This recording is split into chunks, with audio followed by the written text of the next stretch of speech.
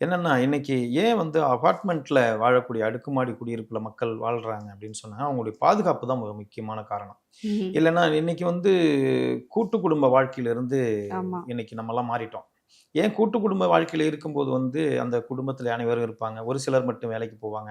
அந்த வீட்ல இருக்கிறவங்க பார்த்துக்குவாங்க. அந்த வீடு காலையிலருந்து இரவு வரைக்கும் வேலைக்கு போனவங்க வீடு நிச்சயமா. திரும்புற வரைக்கும் அவங்க பார்த்துக்குவாங்க. அவங்களே ஒரு சிசிடிவி கேமரா மாரி இருப்பாங்க. கரெக்ட். அன்வான்டடான பெர்சன் ஏன் வந்தாங்க, போனாங்க அப்படின்னு சொல்லி பார்ப்பாங்க. இப்ப வேலை நிமித்தமா என்ன பண்ணுவாங்க, இடப்பெயர்வுன்னு ஒண்ணு ஏற்படுது. அப்ப இடப்பெயர்வா ஒரு இடத்துல இருந்து இன்னொரு இடத்துக்கு வேலை காரணமா போகும்போது, அவங்களுக்கு ஒரு பாதுகாப்பு தேவைப்படுது. அப்ப அவங்க பாதுகாப்பை நோக்கி நகரும்போது தான் அந்த அடுக்குமாடி குடியிருப்பு ஒரு பாதுகாப்பா இருக்கும்.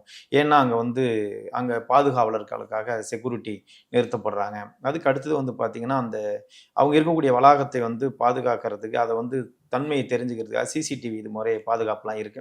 இத கருதி தான் அபார்ட்மெண்ட்ல போறாங்க. அப்ப இதெல்லாம் இருக்கிறதுனாலயே பாதுகாப்பா அப்படிங்கிறத மட்டுமே நம்ம பார்த்துற முடியாது.